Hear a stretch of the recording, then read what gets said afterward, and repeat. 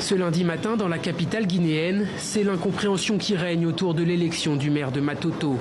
Cet habitant est venu chercher des réponses dans les journaux.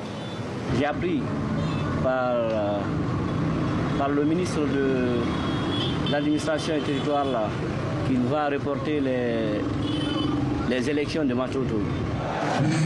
Samedi, dans la mairie de Matoto, le décompte des bulletins avait bien offert la victoire à l'opposant de l'UFDG avec 23 voix sur les 45 que compte le conseil municipal. Mais face à la contestation des membres du RPG, le parti au pouvoir, la scène tourne rapidement à la foire d'Empoigne.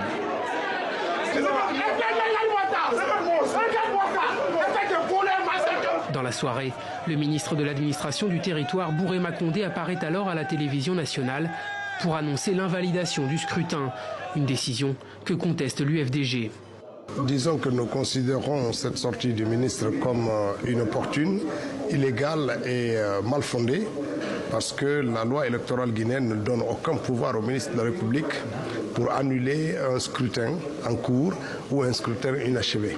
Une position visiblement confortée par la lecture du code électoral guinéen. Seul le juge du tribunal de première instance peut invalider un résultat d'une élection communale dans notre pays, conformément à l'article 114 de la loi 039 du code électoral révisé de 2017. Donc la polémique par rapport justement à la sortie du ministre de l'administration, c'est une question qui, du point de vue légal, ne relève pas de sa compétence.